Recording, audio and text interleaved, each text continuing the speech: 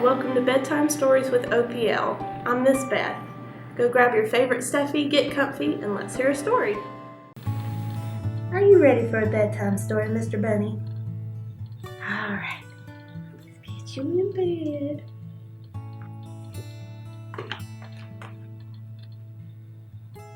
Here's your teddy bear. And here's your carrot in case you get hungry.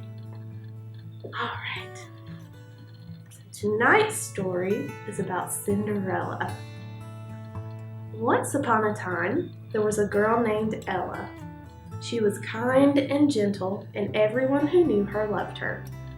Everyone, that is, except her stepmother and two stepsisters.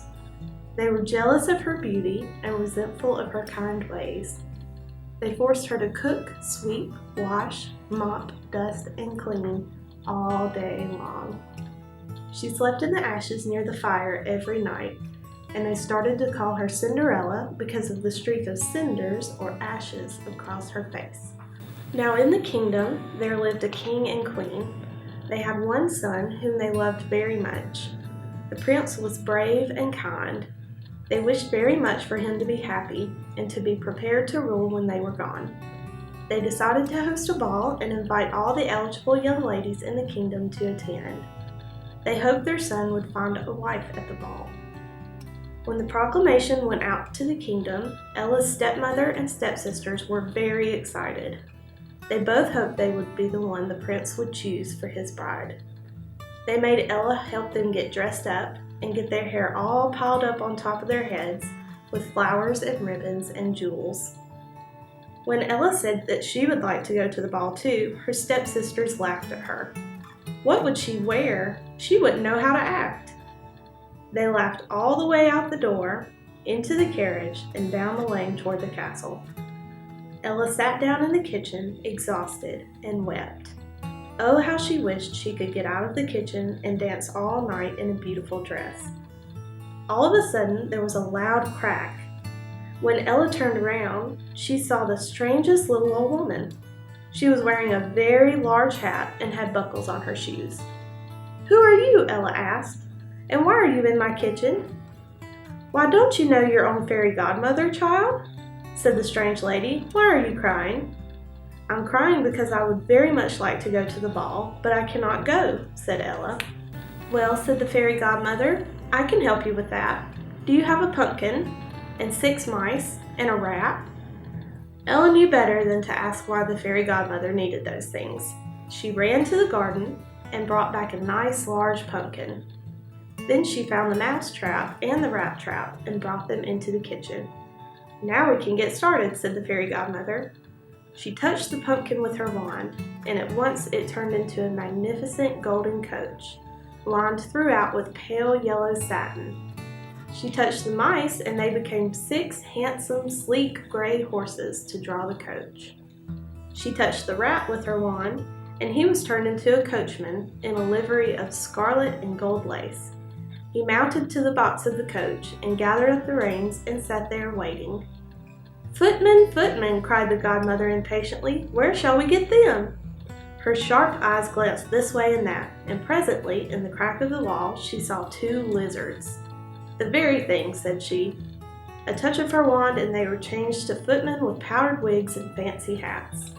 They sprang up and took their places behind the coach. "And now," said the fairy, "everything is ready, and no one has a finer coach in which to go to the ball." "But godmother, my rags! I could not go to the ball in rags, no matter how fine my coach," cried Cinderella. "Wait a minute, I'm not done yet."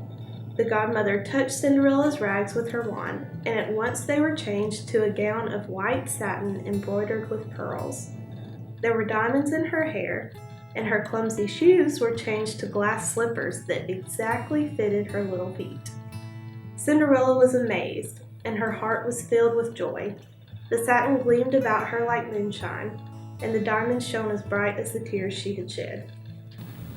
"Now, my child, you can go to the ball," said the godmother, "but remember this, my fairy charm can only last till 12 o'clock.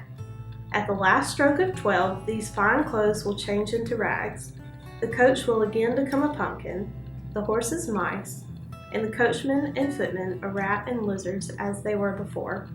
So by 12 you must be home again." Cinderella promised to obey, and then she stepped into the coach and rolled away to the ball. When she reached the palace, the music was sounding, and the prince was about to choose a partner for the dance. All the ladies waited anxiously, each hoping she would be the one to be chosen. Many beauties were there, and it is hard to say which was the loveliest. But when Cinderella entered the room, no one had eyes for anyone but her. She was far fairer than the fairest, as the crescent moon is lovelier than the stars. The prince came to her and took her by the hand. "Will you dance with me?" asked he. From then on, the prince would dance with no one but Cinderella, and none could wonder nor blame him, for she was so beautiful that the heart melted at the sight of her. The prince begged her to tell him her name and where she was from, but she would not, and when the castle clock struck the quarter before 12, she managed to slip away and run out to her coach. She sprang into it, the rat coachman cracked his whip, and away they went, and the prince did not know what had become of her. When the stepsisters came home, Cinderella was again sitting in the corner beside the fire, dressed in her rags. "Was it a beautiful ball?" she asked. "Yes, it was a fine ball indeed," said the sisters, and they began to tell her about it. "And whom did the prince dance with?" asked Cinderella. "Oh, he danced with a strange princess who came in just after the ball began.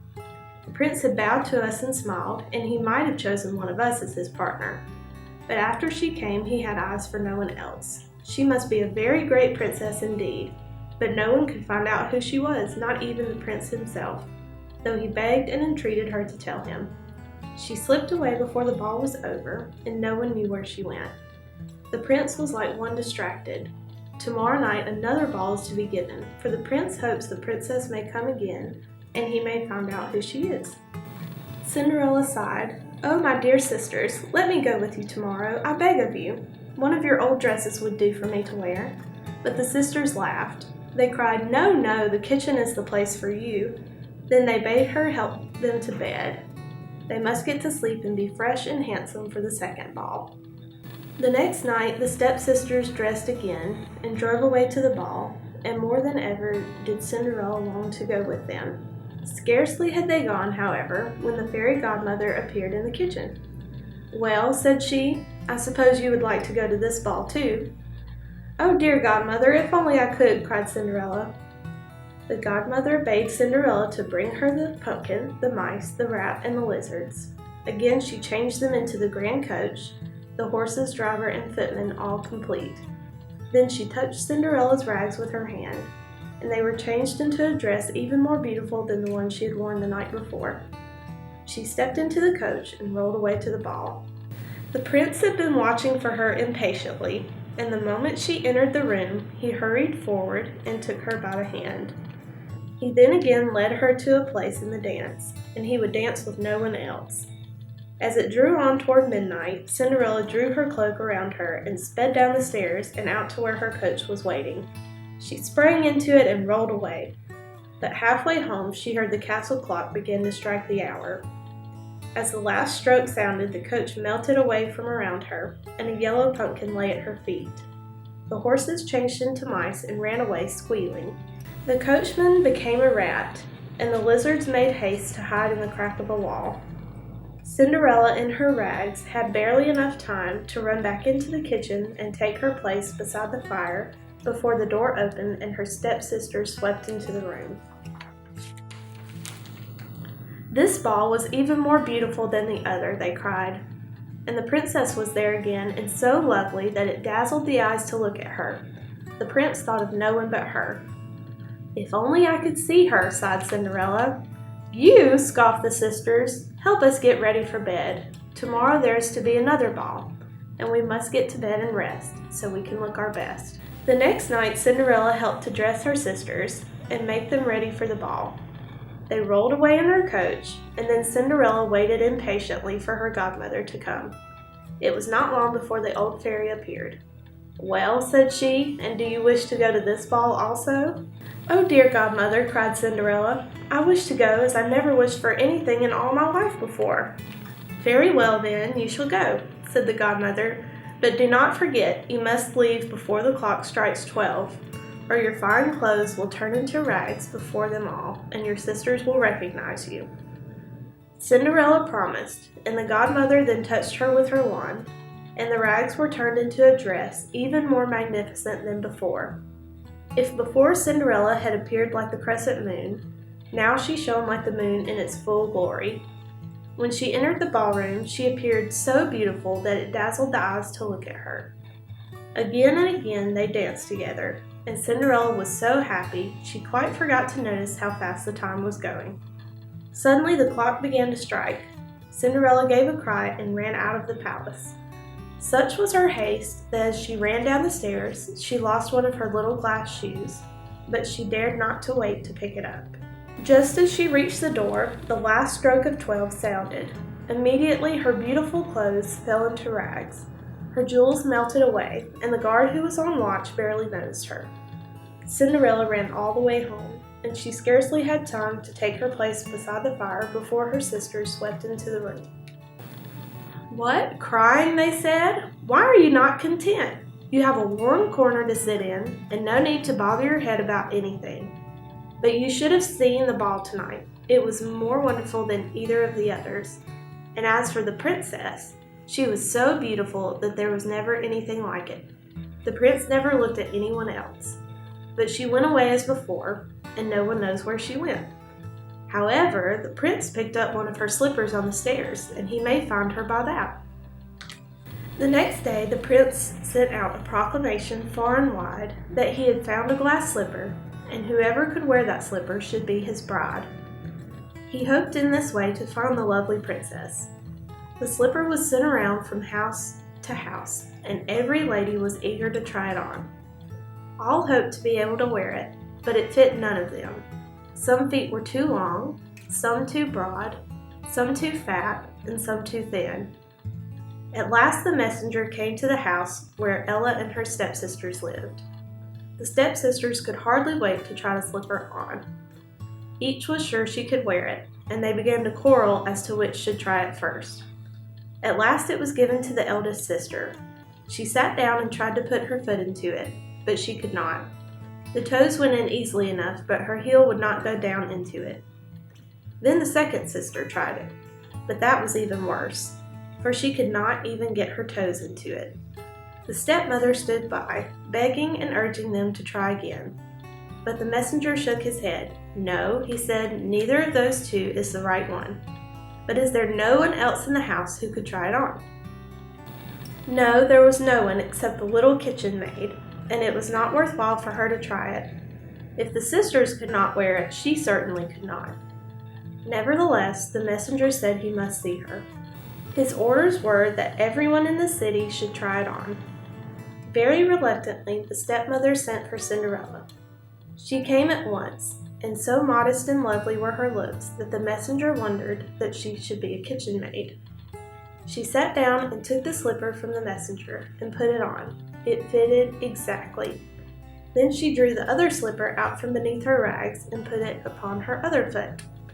And at once the messenger knew she must be the one the prince had been seeking. The stepmother and stepsisters were ready to burst with rage and envy. They could not believe their eyes and would have sent Cinderella back to the kitchen, but this the messenger would not allow. Cinderella was taken away to the palace and dressed as a princess should be, and when the prince saw her again in all her beauty, he was filled with love and joy.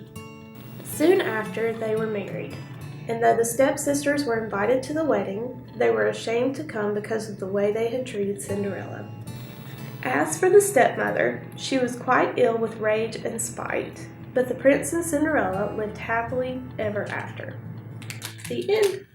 I hope you enjoyed our story tonight. We have lots of great stories just like it at the library, so come see where your imagination can take you. Sweet dreams!